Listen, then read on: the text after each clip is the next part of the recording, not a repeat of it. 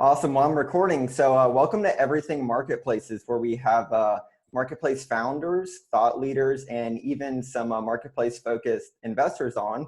So, this is episode 5, and I'm excited to welcome Angela Tran, who's general partner at Version 1 Ventures.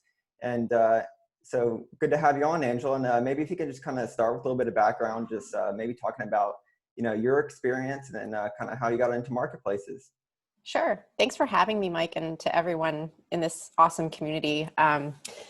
Marketplaces, I kind of got into it pretty serendipitously. And I think in retrospect, I realized that one of the first things I ever did, which was build a recruiting company, was effectively a marketplace. But I was born and raised in Toronto. I moved out to the Valley in 2010, so about 10 years ago.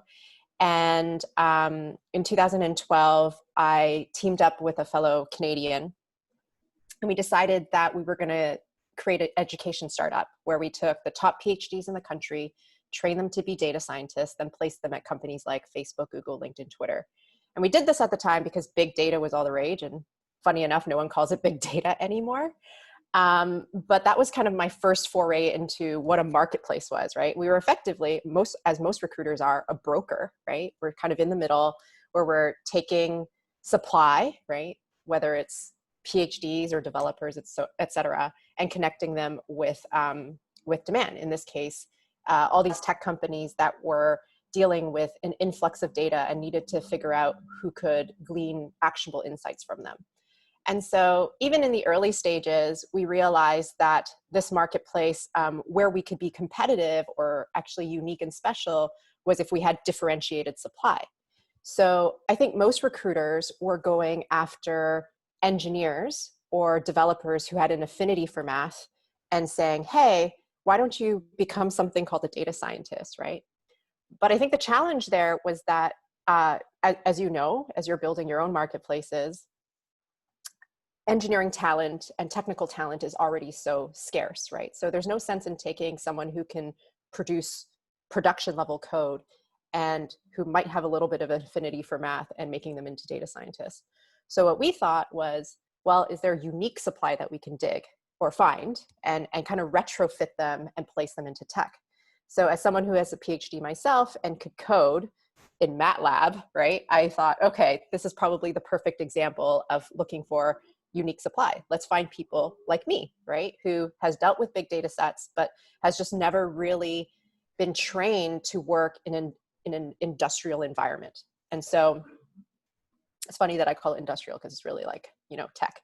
And so what we did was we looked for these PhDs in STEM who dealt we had one guy who was an astrophysicist, another guy who was a biochemist who studied ants, like creepy crawlers and their behaviors, right? The great story with him is he eventually became one of the heads of data science at Apple, right? But if you asked him as a PhD studying ants, if he had ever thought that he would be in that place, he would have said no. But effectively, we created this new supply by retrofitting them to fit into what technology companies saw as data scientists. And so I did that for about 1.5 years. The company's still running. So if ever you guys need data scientists, here's a heads up that Insight Data Science does do pro bono work. And the way the program works is we take in these PhDs, they work on projects for somewhere between like 8 to 12 weeks. So if you have a project of that scope for them, they're more than happy to work with you. And then if you like them, you can hire them, et cetera, but there's really no pressure. So after I left Insight, I thought, maybe I should be a data scientist, but I realized I probably wasn't technically good enough in math, and I probably wasn't good enough as a coder. And so I networked my way around the Valley, and eventually met my current partner, Boris Wirtz, who had just closed Version 1's first fund. And this was in 2000. He closed the fund in 2012, and now this was the summer of 2013. And he convinced me to start working with him. And Boris's background is in marketplaces. He was the founder of a German startup called Just Books, which then sold to Abe Books. And Abe Books is a rare books marketplace that was then acquired by Amazon in I think 2007 or 2008. So I think in his DNA as an entrepreneur, he'd always been in marketplaces. And so when we came together, one of the things that we that kind of naturally bond us was this idea of marketplaces. And then we released our first, it was his brainchild. He was brilliant coming up with this idea of like, let's write a marketplace guide. So I think we released that in 2000 and I want to say 15. And then 3 years after that, or 2.5 years after that, we released our second edition. And then sometime in the next couple of weeks, I really hope that we can publish the third edition. And I would love all of your feedback if you've had the chance to read the second edition. We'd really love it. And I'm happy to share some of the kind of new things that we're adding to this edition, just based on the things that we've learned over the last 2 years, and kind of share what excites us, what we've learned from previous startups that we've worked with. Whatever you guys want to talk about, I'm game for. Yeah, no, I love it. Thanks for providing that kind of background. That's definitely, I think, super unique. And then, of course, I think the marketplace or the guide to marketplaces, the second edition, that's definitely like our operator's Bible, I'll say. Thank you. So have read it multiple times.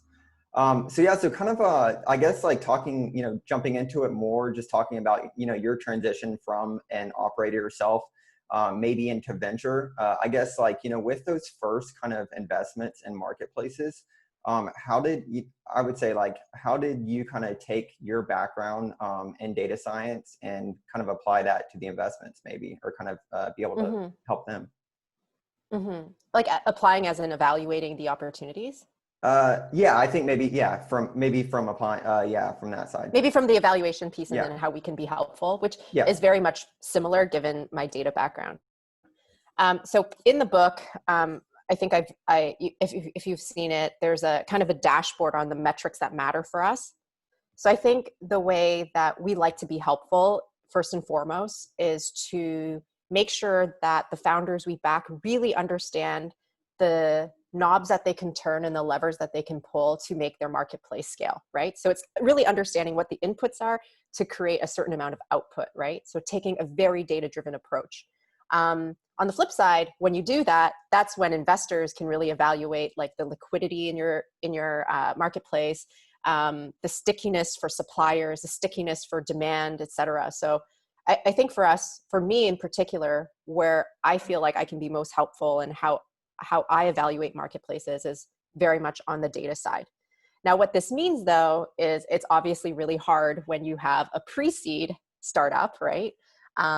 At this point, you got to use a little bit more of your imagination, right? And so at that point, when you can't be as quantitative, then you have to think more like qualitative factors, like, is there a chance that there might be disintermediation, right, on the platform? Does this marketplace kind of satisfy the toothbrush test, where maybe you don't have to use a marketplace every day because that's excessive, but are people using it like once a month, right? Can you imagine a case where people would use it once a month versus, once every year, right? So I think there's different criterias, or rather, depending on the maturity of your marketplace, we're going to look at different things and data, and then I'm going to rely more on data to tell me whether or not there is great liquidity, that the marketplace is healthy, that we're approaching some kind of flywheel, the more mature that the company is. Nice. And then, so typically, what would you say, like maybe like in the past few years, you've kind of, or like year and a half, 2 years, that you've seen that stage is typically at where they start to have some, more qualitative data? Yeah, I think in the beginning when we started, I think it's just a function of just how much capital is available, right? So the more capital that's available, the earlier the startups that come out and try to raise funding. So I would say in the very beginning, when I started in venture in like 2013, marketplaces would usually have somewhere between like 20 and 30,000 in monthly GMV, right? Now, people might have like zero, right? So, and I also think it really depends on the type of marketplace. So if you're a product marketplace, a services marketplace, if you're B2C versus B2B, sometimes those B2B contracts, they're super fruitful. So, 20 to 30,000 GMV for one contract is probably very, very meaningful, right? So it really just depends on the stage, the kind of marketplace it is. But certainly people are, I guess, there's a lot less bootstrapping than we used to see, which is kind of funny because I think one of the reasons why marketplaces are so attractive is because if you do it right, you can monetize from the first transaction you make. Yeah. And you could do it with just hand-holding people, right? Like you don't really even need technically a physical, a digital product. Yeah, Just definitely, say, hey, definitely. Mike, let me connect you with Levi or something, right? And then like pay me for this connection. Yeah. So on that note, because we actually do have quite a few, I would say like B2B kind of marketplaces within the Mm-hmm. group that are existing service agencies that are basically looking to transition into marketplaces. So if they have existing, say for instance, in this case, contracts, and they're facilitating that connection, would you kind of like right now, how do you kind of view that as potentially being GMB of the marketplace if they haven't fully transitioned into a marketplace product? So they're not a marketplace, you're saying? So maybe they're kind of like using like, for instance, like Webflow or other kind of like no code tools and platforms. So that way they have a quote unquote product experience. Mm-hmm, It's mm-hmm. very managed. So in Yeah, that yeah, sense, it's like an agency, right? And yeah, they're yeah, kind of able to generate that and eventually looking to productize that. yeah.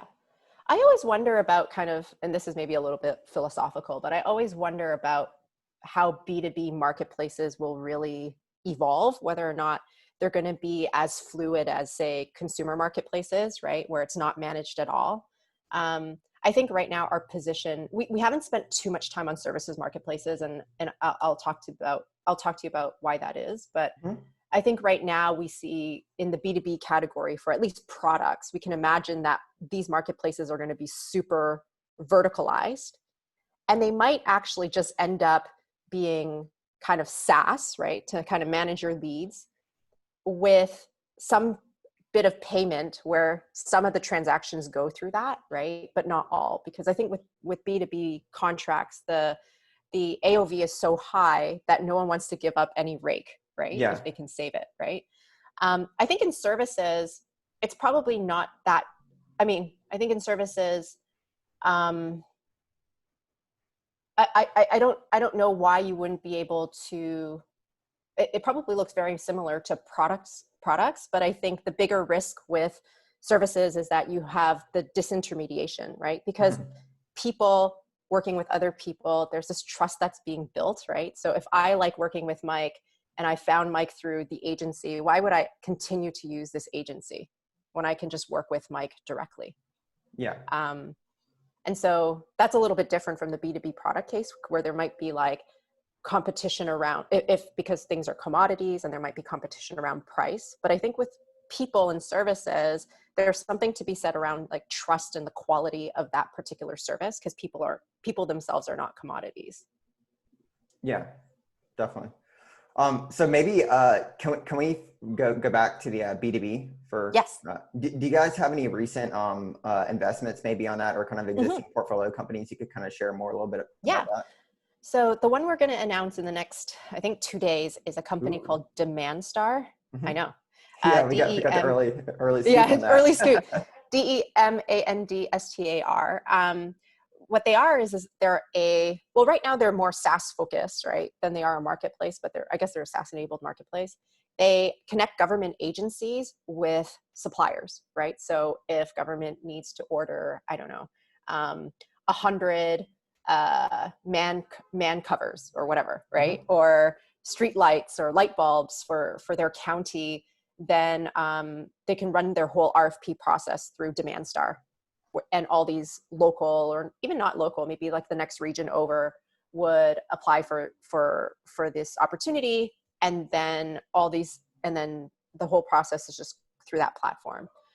So that's one we're super excited about. The way that we've seen these kind of like procurement marketplaces or SaaS tools before, but I think what makes Demand Star a little bit unique is that there's less, as much as there is a sell to government, we don't charge the governments. What we do is we kind of charge a subscription for the suppliers, the suppliers, to say like, hey, if you want to apply to, just one government agency, the same one every month, then it's like $100, right? But if you want to be able to deliver to 5 or 10, then you're going to pay for a little bit more.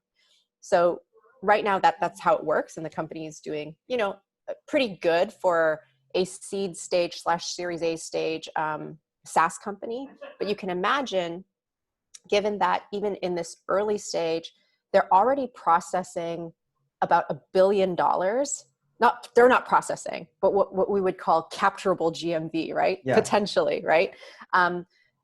They can potentially capture up to already $1 billion worth of transaction, right? If I were to sum up the value of all those contracts. So even if you took 1% of that, that's pretty meaningful. That's like $10 million, right? So the question is how? Yeah. No, Yeah. that's super interesting marketplace. So would love to like learn more on that. Yeah. But I do have a question. So like the potential capturable GMV, how do you kind of, how did they kind of come up with that? Is that existing contract value through the current suppliers? Or? Yeah. So it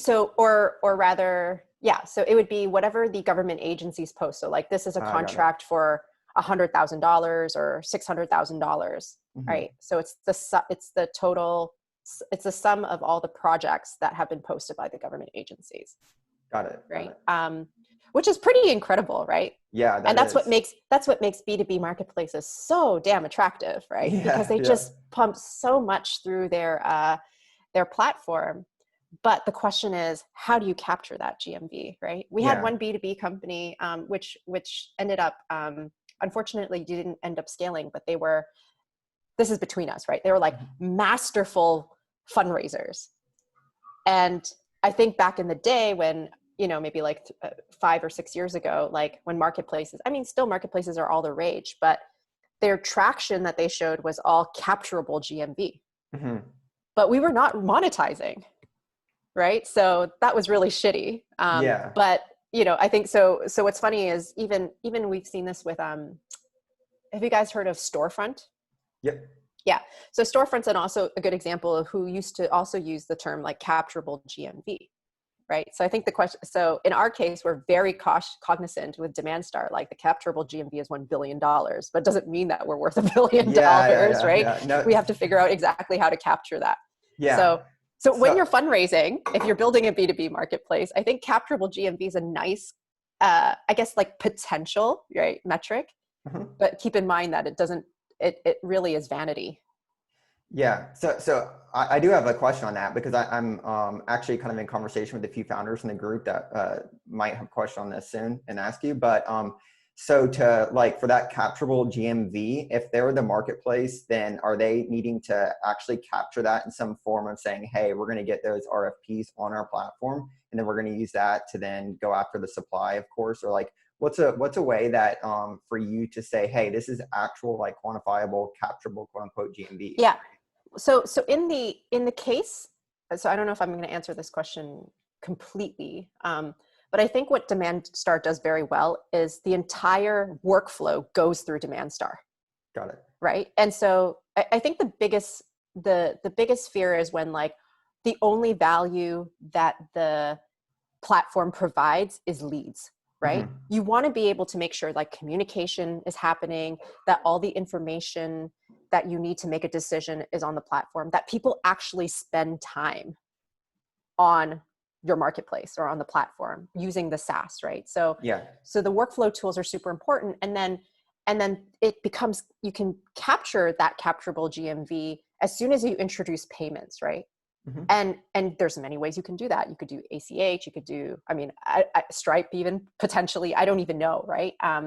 But I think at that point, when people are used to working on your platform, they might be way more open-minded to just saying like, well, I'm already here, so let me just process the rest. Yeah.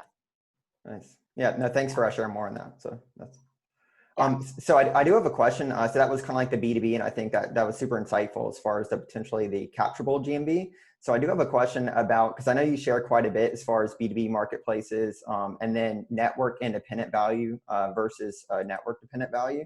So in this case, it sounds like they built a tool that the suppliers are potentially willing to pay for that initially provided network independent value. Is that correct? And then transitioning.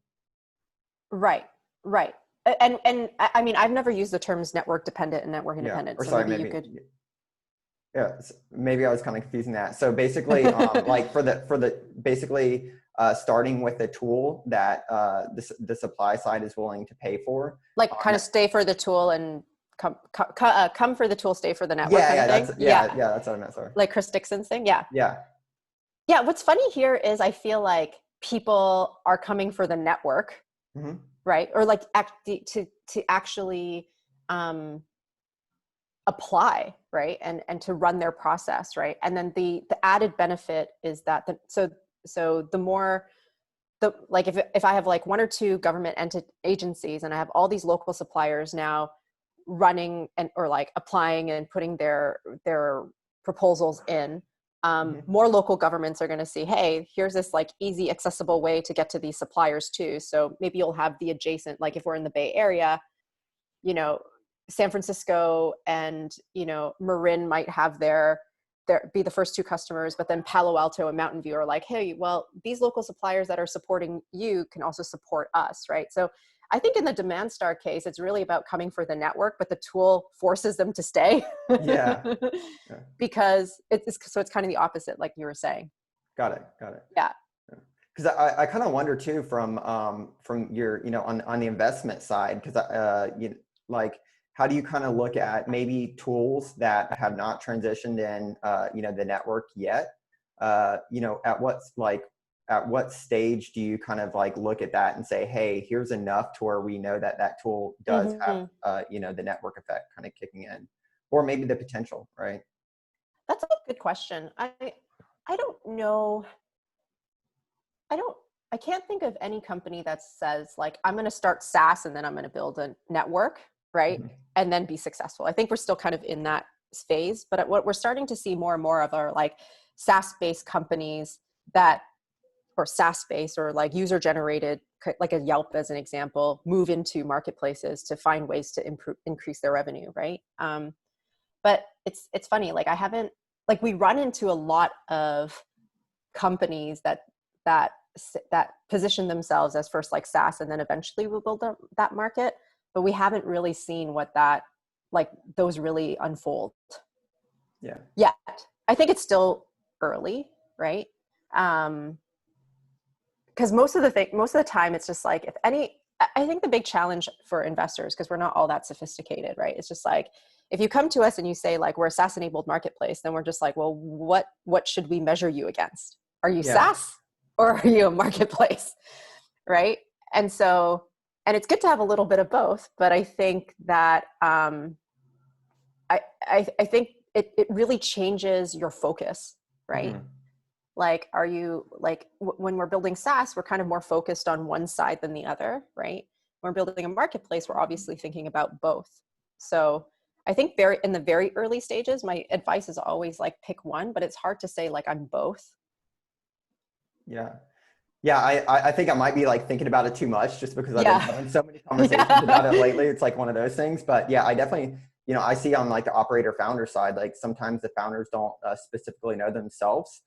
So they're trying to really kind of figure that out, and they're kind of in pitch mode too. So they're just kind of like getting feedback and like, okay, what do they want to see for the sake of kind of, you know, for a fundraise too. Right. And it's funny because I think the best thing to do in those cases where you have like some hybrid business model is just to own it. And just to say like, hey, I'm neither SaaS, I'm neither a marketplace, right? What matters is the revenue and that it's predictable. And, you know, so last week, was it last week or the week before, I wrote about API as a marketplace, right? Mm-hmm. And like, and it's so funny because it's really to me just like a business model, right? What I define Shippo, which is kind of like Stripe for shipping, or Patch, our other portfolio company, which connects like carbon offset developers with retail or brands who want to offset their emissions. But they do these through APIs. What I call them marketplaces. Yes, in some ways, like the way that their businesses, or rather the way that they build their businesses, but do they report on GMV? Not so much, right? At the end of the day, it's just revenue. So I think it's okay to have these hybrid business models as long as you know what your North Star is, like what's most important. And also, like if you don't fit in the bucket, don't put yourself in the bucket, because then you're putting yourself at a disadvantage in either category A or category B. Yeah. If I say I'm a SaaS enabled marketplace, then I'm like, oh, that's really hard, right? Yeah. Versus like, this is how I'm making revenue, right? And I have like the stickiness of SaaS, but also the defensibility and the network effects of a marketplace. That's way more compelling, right? Yeah, no, definitely. I think, we all try to like find some bucket though for at least operators, like kind of early, Yeah. just that way we think, hey, here's a specific direction and here's the next steps, Mm-hmm. but sometimes, It's that's good not. to be a unique butterfly. Yeah, no, definitely. Do you feel like you're seeing more of that kind of like hybrid business models, like / hybrid marketplaces recently, or? Yeah, for sure. So, I mean, SaaS enabled marketplaces like the biggest example of that, right? And we're even seeing more of that in terms of, it's so funny. Very rarely do we see like marketplaces going into SaaS, or definitely SaaS going to marketplaces. So we definitely see that, mostly because I think even incumbents, right, or like more mature SaaS companies look to increase their revenue through marketplaces, right? So people look up and they're like, if you're a seed company and you look up and you see like a Series B company doing this, you're like, that's the right model. So we definitely see more of that. And also we start to see just like, or if not marketplaces, these kind of like app platforms, right? So it's all cool. I think it's just part of increasing obviously revenue, but offering defensibility once you can have kind of third party or other people in your ecosystem contributing to the betterment of your own product. Mm-hmm. Definitely. So what would you say like right now maybe is kind of a specific type or kind of area within marketplaces that Mm-hmm. you guys are super focused on or interested in?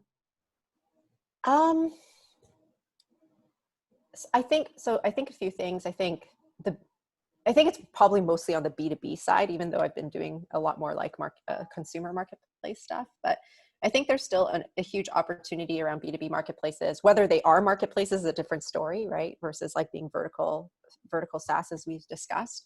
I think in particular, what's interesting to me is data marketplaces, right? Like how people, like when we're no longer selling people's times or physical products, what are digital products that we're selling, and how do you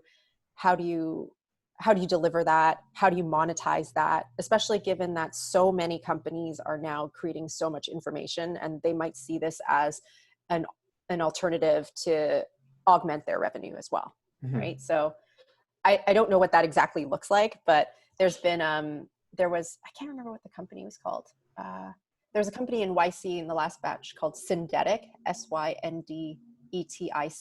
And effectively, what they wanted to do was help everyone build their own data libraries, right? Or data dictionaries, so that they can sell to other people, right? And she was inspired by this because she built a marketplace for connecting breweries with restaurants. And so she had this like very unique directory of information of breweries.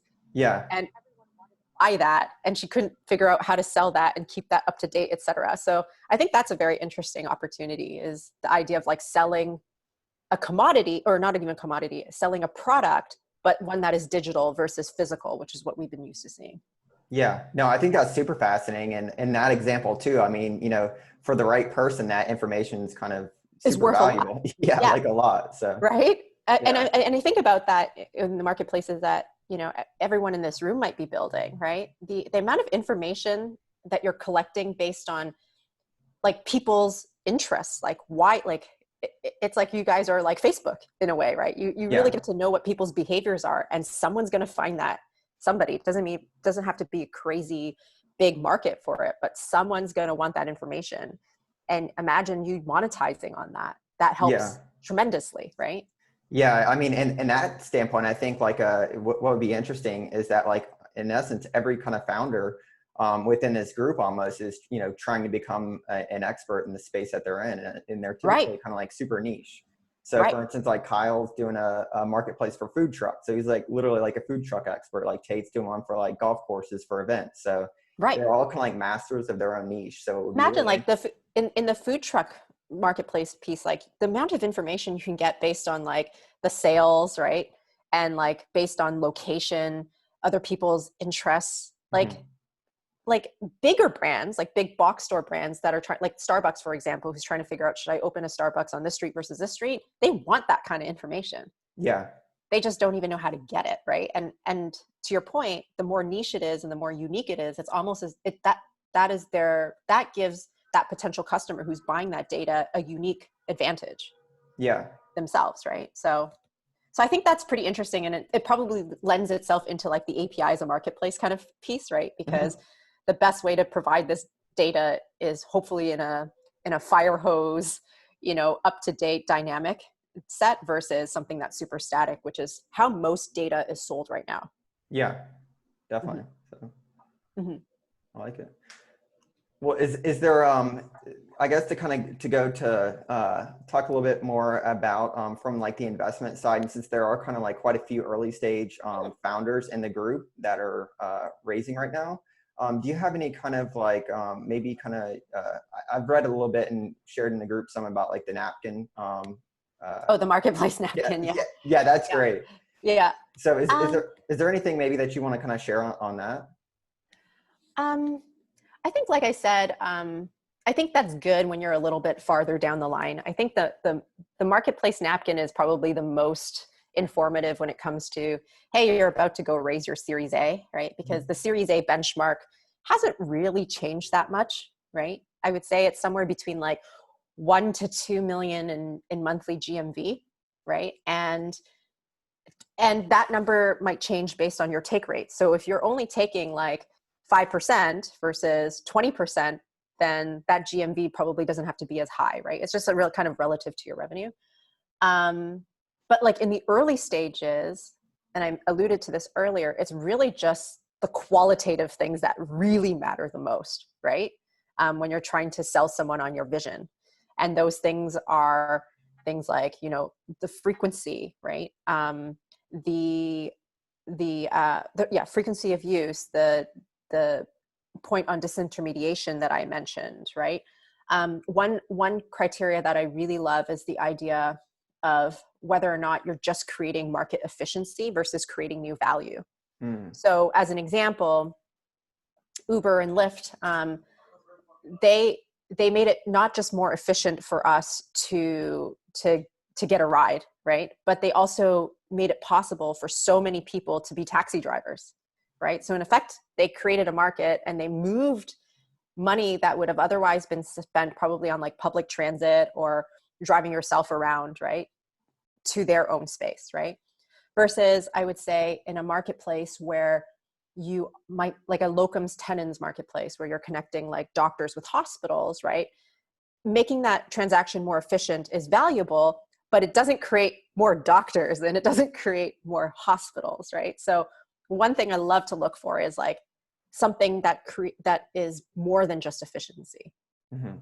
Because I think my biggest fear with efficiency is just that then it might just become a race to the bottom, Yeah. right? So that's another criteria that we like to look at. Yeah. Does So that like kind of again, it's very much qualitative. Yeah, yeah. Does that kind of so as far as efficiency, does that kind of preclude it from investment? I mean, is it that much of a No, it's just, again, there's probably like, like Bill Gurley has his like 10 criteria, right? yeah, And I would say, we probably have, I never go through the checklist in my head. I don't even remember all 10, like if I'm going yeah. to be honest, right? But sometimes things are sometimes like, and it's going to depend on the industry, right? So in the efficiency case, like, uh, I think that the doctor use case, the because I don't think that market is that big, right? So Mhm. not being able to create new value is really going to hurt, right? If you're just focused on efficiency, right? In Uber's case, it could just be that like we don't have to create. There's like enough, I guess, people who need to ride taxis that the market is big enough. So even if you don't create more value, it could be okay, right? Yeah. But I think the ideal use case is that you have efficiency plus new value. Mhm. Nice. Yeah. Cool. And then Out of curiosity, are there specific maybe like niche kind of verticals or markets that you're personally interested in? Yes. I think, okay, so I'm sure we could go on forever yeah, about this, but no. I think the one thing and they're both really, they're so weird, right? Like, I think the one thing the one place or theme I spend a lot of time on is in healthcare, right? And to be honest, like we've looked at so many different marketplaces, whether it's, on staffing, right? Whether it's nurses or doctors, all the way to kind of marketplace that matches you with a provider. But we just haven't been able to find the right marketplace to invest in that kind of satisfies all the criteria that are in our mind, right? So when you think about the nurses, like the staffing kind of marketplaces, we run into that question around extra value creation, which is what I talked about. And then when we think about connecting providers with patients, then you run into disintermediation, right? Because once I find Dr. Mike and I love Dr. Mike, why would I ever search for another doctor, right? So I think there's an opportunity for something like a managed marketplace where there's certain procedures that could be commoditized, right? And you could almost make like Priceline, right? So one area I think of is dentistry. So the idea here is like teeth cleanings, even root canals, right? Like certain things are pretty standard, right? Imagine if you had, I can't imagine every dentist being super busy, right? Or not, like full schedule rather. Not, I mean, they're busy, but just not full schedule. Imagine if these doctors were able to put their excess time on this marketplace, right? And then you as Angela or you as Mike say, hey, I really need to get my teeth cleaned. I can do it with this dentist now for like $100. yeah, Right. And it doesn't matter who provides that service because it's relatively similar. Right. And this also works in dentistry because dental insurance is like also very expensive and is not really, even when you buy dental insurance, it's almost a scam, right? Because then you get your bill and you're like, hey, I thought I paid like $10 a month for this, but then you get slapped a bill for like 200 for teeth clean, right? So I think there's something interesting there. And then on the other end of the spectrum, I don't know how we would invest, or we have, I guess, invest in this, but I'm also fascinated by just people's behaviors around digital collectibles. ooh, that's a good one. Yeah. Like NFTs, so we're investors in a company called CryptoKitties. I don't know if you guys know about this. It's like literally cats on a blockchain, right? Yeah. But I think what makes me fascinated by this is just the idea of scarcity when it's digital, right? Like we used to collect sports cards or, just things of physical nature. So I'm very curious about how people's behaviors change when things are scarce but digital. Because what's the difference between something that is screenshotted versus something that's original? Yeah. And and these are very niche markets. There's this one woman, I kid you not, she generates shoes, like Air Jordans, right? Just like the images of them. And they're literally the same shoes, but different color combinations. Mm-hmm. And she told me the other day, she's just like, oh yeah, one of them I sold on my marketplace for $1,000. Jeez, that's crazy. 1,000 for a picture, right? That like you could literally just screenshot, right? But anyway, so I'm a little bit fascinated about things like that, right? And you That's see this in interesting. video games like skins, right? Oh yeah, yeah, Yeah. So very kind of two very different. One yeah. is kind of like more world changing, I think, and then the other one's a little bit more like I'm just curious about people's behaviors. No, that's definitely something I'm personally fascinated by too. Yeah, I mean, if you think about it, like for instance, an example of that lady able to basically have a drop for her digital version of the shoe that Yeah. almost supersedes some physical goods, the price of it. So Yeah. And that's so interesting. I think they're called sneaker cred. Hmm. So they're built on the blockchain. And so what's interesting there also is like, she's built this algorithm to price it based on, I don't know how she did this, but she knows what certain color combinations are going to do well. Right. Mm. So like the blue and the gold and the white's probably going to do well in like the Bay Area, right? Because of the Warriors Yeah. or the 49er colors of like red and gold. But it's super fascinating, right? Like how she's been able to price these, but also literally sell a shoe, not even a shoe, for $1,000. Yeah, no, that's crazy. Yeah, I'm sure crypto, was it, the marketplace again? Is it Oh, CryptoKitties? CryptoKitties. Yeah, Yeah, yeah. CryptoKitties is more of a game. So for those of you who are not familiar, like you can buy these kitties that look, they're very cute, right? They're not even that cute. They kind of look alien like, but the bit of the part of the game is that you can breed these cats, right? And so one out of every, I don't know, maybe 1,000, 10,000 are what they call fancy cats. And so if you have fancy cats in your DNA, right, then that potentially is worth more. So that's how they gamify it. And so in the company, there's only like one or two people out of like 100 and something. It's like Coca-Cola that knows the secrets around like of this algorithm to produce fancy cats. And we've actually had people try to reverse engineer the Oh, wow. algorithm to figure out how they could breed fancy cats more efficiently. Yeah. But so far so good. We've protected it like Coca-Cola's recipe. That's awesome. I would love to be a fly on the wall in the original pitch for that. Yeah, that was a Boris deal. Yeah, yeah, yeah. And it's funny because being on crypto, right? Like you're supposed to, you keep your passcodes everywhere. I can't even find my passcodes for my CryptoKitties. Like I don't even know where they are anymore. They're like somewhere in the ether now, which is really Yeah, sad. yeah. But anyway, it's so I love these kind of ideas of thinking about what the future looks like in those instances of owning things that are digital. Yeah. Yeah. Nice. Yeah. Well, yeah, I'm definitely fascinated by that too, and people's behaviors right now with it. So It's just so weird. yeah, definitely is. I want to understand it. So if any of you guys get it, let me know. Well, cool. So, oh wow. So we've kind of taken up a lot of time already. Didn't realize that. So let's open up for some questions if that's okay. Yes. So, um, let's see if you guys want to kind of comment below, or I can then unmute you and you can kind of jump on. Can you And if you guys explain are, a little? oh, Sorry. sorry. Hi, Dan. Hey, I was just reading for the first time the API as marketplace. I'd love to hear a little bit more about that. Okay. Is there something specific that I can dig into? Just really, I only spent about 15 minutes on it, and it was my first time, reading about that concept. But it sounded like a really interesting one to me. Yeah. Yeah. Yeah. So, I mean, it's so funny. Sometimes I don't know if I told Mike that, or I didn't have a chance to tell Mike this, but sometimes I sit down and I write, because we write a lot, but sometimes I put a lot of thought into something and then no one reads it.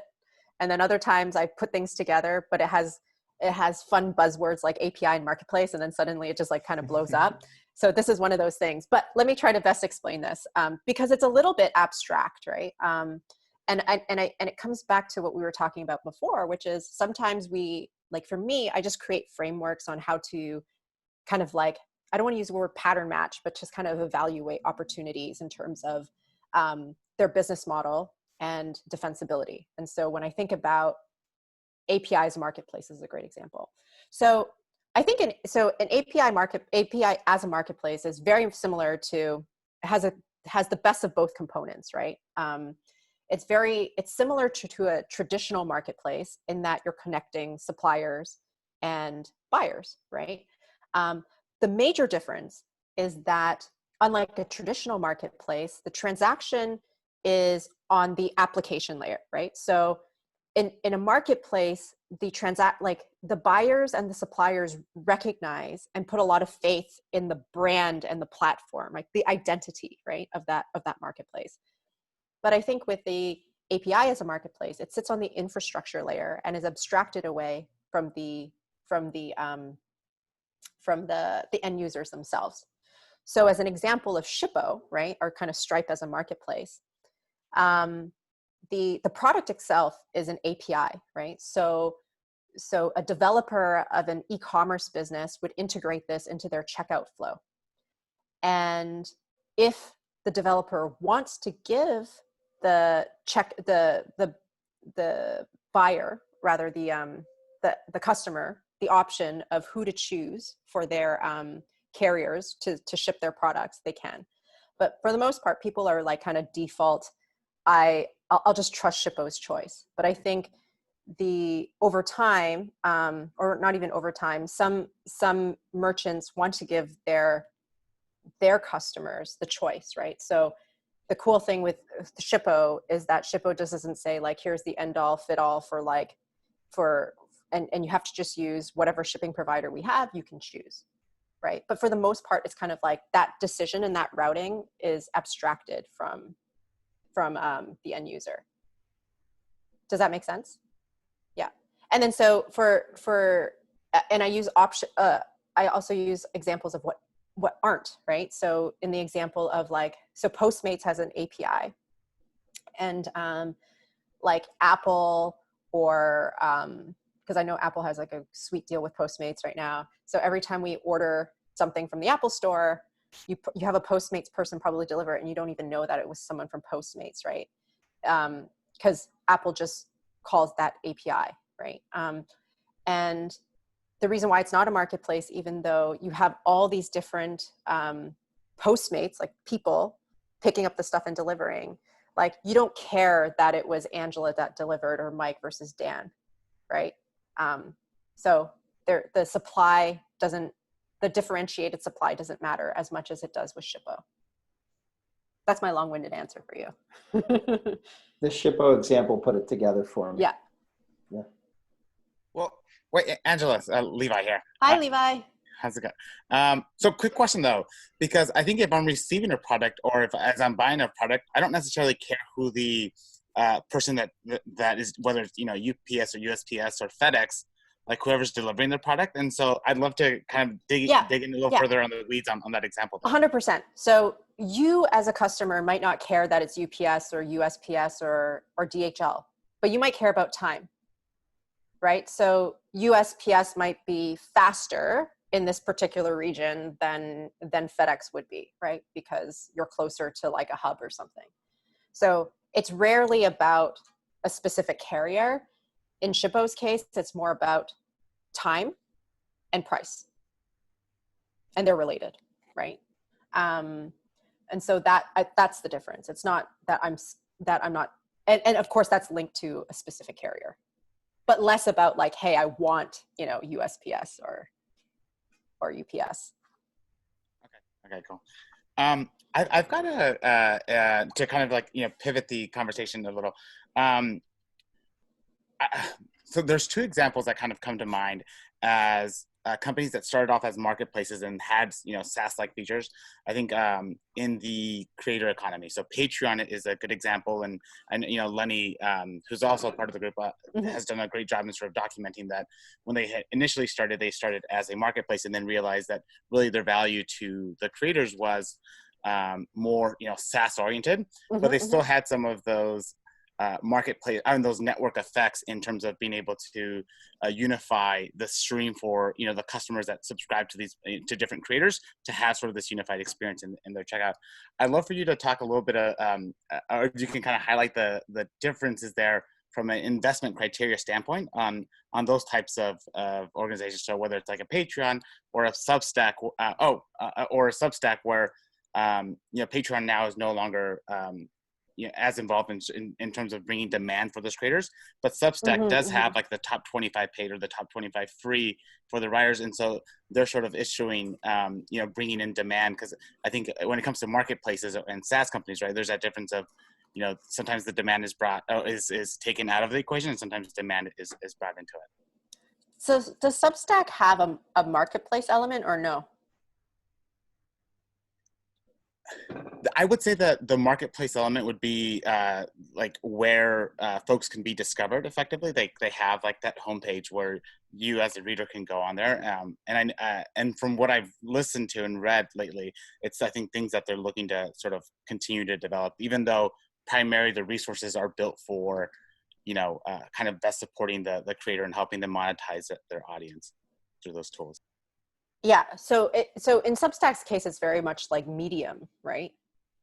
Where people are discovering content, right? But they're not I wouldn't look at Substack as a marketplace. But in the Patreon case, what's interesting is like they started out that way, right? And I think I mean, I think there's going to be certain marketplaces where they realize that there's probably a bunch of like, kind of 80-20 rule, right? Like 20% of the creators are going to produce like 80% of the traffic, but don't need to use Patreon to do that, right? They probably have figured out different ways in which they could attract their own fan base or followers, right? So I'm not too familiar actually with the Patreon story, and as Substack is like relatively, I don't want to say new, but I don't view them as a marketplace. I just kind of view them as like a place where like a tool, like SaaS tool, right? Where you could find people, but it's not primary, like they're not their primary line of business, right? I think Substack, they're definitely putting it on people like Lenny to get their word out there and to build their community. And they're not promising that at all, right? And I think Patreon's probably realizing, or had realized the same thing, which is just like, well, the biggest value that we can provide is these tools for these creators. And because the best ones, the ones that really, really matter are going to be able to drive the traffic themselves. So how are other ways in which we can monetize them, right? I think like it's like the influencer marketplace, right? Like, I don't know I don't know if anyone's building an influence marketplace in this group, but I always have that question around like, if you're a good influencer, why do you need to use a marketplace? Right? What you need are just better tools. So I think that's probably what we see with like a Substack or a Patreon, right? Where there's probably like the long tail who would benefit from the marketplace, but they're not probably the best customers for you anyway. Thanks, Angela. Sometimes I just have to think about this on the fly, but hope that made sense. That's a great question, Levi. Yeah, that was a great question. Cool. I think Sumya. Yeah, hi, Angela. Hi, Sumya. Hi. So I have a question, and this is more around the SaaS based marketplace, right? So we're building a marketplace for the medical device industry. So we have a good amount of SaaS based tools that medical device companies use. Mm-hmm. And if they are smaller in size, they also kind of want us to connect them with specialists or experts to guide them through the process, right? The good part is the tools are valuable both for medical device companies and also for these experts who use our tools in both ways, right? And we also have a 10% take rate for every consulting contract that companies take through us. Any thoughts about, and now we are seeing some traction even with large enterprise clients who want to use our tools. And I think this is a trend that we can scale with different kinds of needs for these expertise and implementation services that starts with smaller companies, but can scale to, the Siemens of the world or Johnson & Johnson and others in the future. Any thoughts about that? And very interested because of your comment about, come for the tool, but stay for the experts, right? But it's kind of very organic as well at this point. So, the request started coming and I had to build this managed or vetted or qualified group of experts who we started working with already. And now that we're seeing more, we want to add more experts and go get more medical device companies onto our platform as well.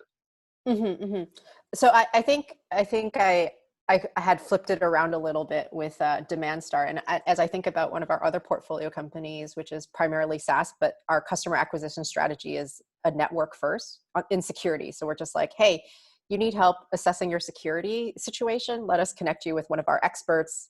And then they're effectively like our salespeople who then say like, use Cobalt's platform, right? Yeah. But in your case, you're saying SaaS first and then experts. Yes. Okay. And what does the tool do? I just need a little bit more context. So we have, today what we have is tools that automate business processes, right? So one of the tools is consider like the TurboTax, but for medical device FDA, right? That tool is already live. There are customers using it. But we have other tools that we're building in order to connect throughout the start with project plans all the way to, this TurboTax and then to post-launch or post-launch. Yeah. So is it like a QMS? It's a complementary solution to QMS. So one of our product integration strategies is to have QMSs connect with us, and be the combined quality regulatory platform that keeps companies throughout the journey. Yeah. Okay. So my thoughts on that is, I mean, people can probably use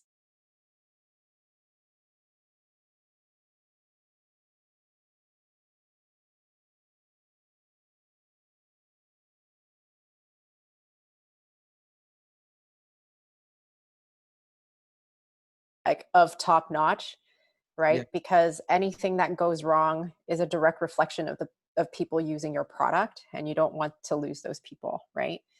And so I think that's a big question around networks in general. When you supplement your existing SaaS tool, like how much of a hand do you want in this? Like how much do you want it to be kind of like a full stack process? Like why don't you see this as like the professional services piece to your SaaS product versus a kind of free-for-all marketplace where you might put your brand at risk? So that would be one question I would think about.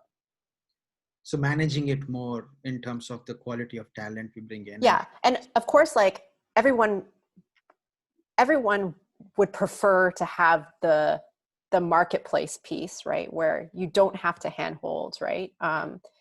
And however, there's always and also the margins are better, right? However, of course, you put yourself at risk that's not I don't know what your company's called, but let's call it like Angela Corp, right? Like when you're not managing it like a professional services piece to your SaaS, then there's a chance that like you can't control for the consistency of the experience across different customers that you have. Yeah. Okay. And sometimes that's fine, and sometimes it's not so fine. Right. Yeah. And that goes back to the whole question of like a managed marketplace.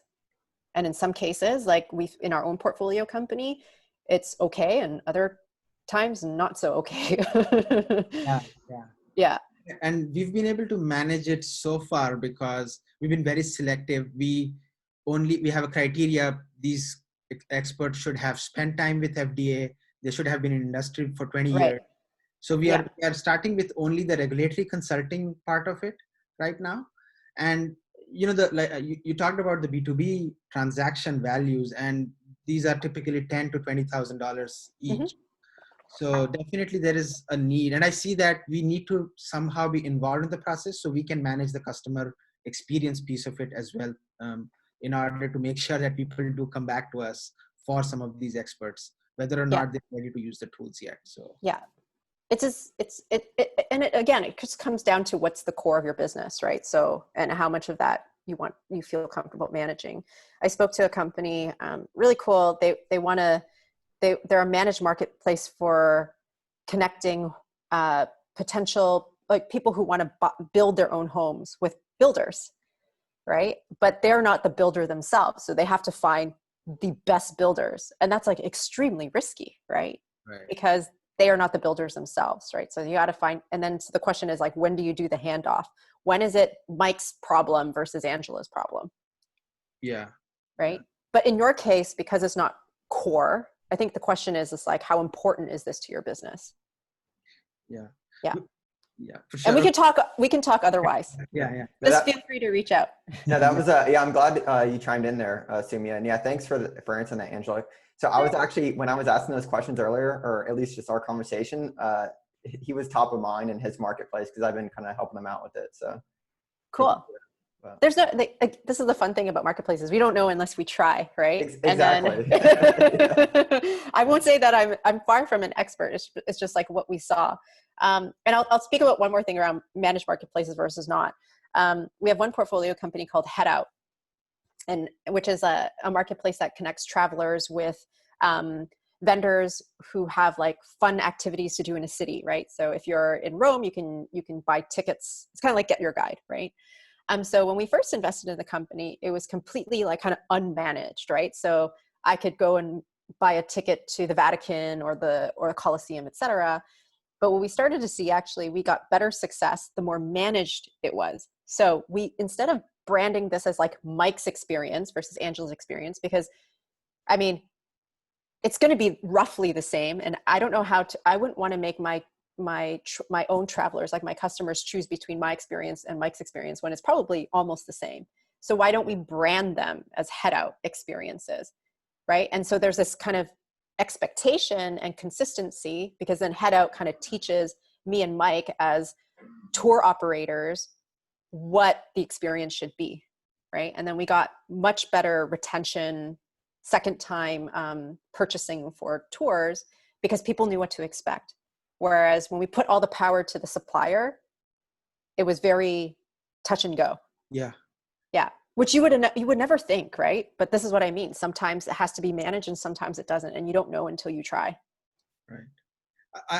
The other part that I found very insightful was your comment about the market efficiency and the market value, right? And I think efficiency can come from how easily can people find others, right, on the two sides of the marketplace, and value can come from these SaaS-based productivity tools that can do more of your business process automation or workflow automation that is core to what you're performing. So yeah, we'll definitely talk more.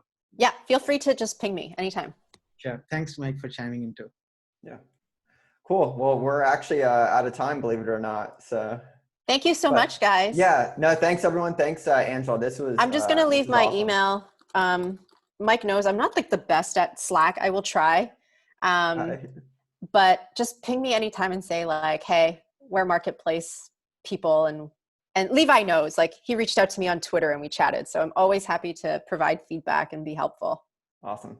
Well, cool. Yeah. Well, I'm going to end this recording and I appreciate it. And so thank you so much. Yeah, I'll put the notes and everything in the description and in the group and stuff. So, all right. Thank you guys. Thanks. See you, everyone. Take care. Bye.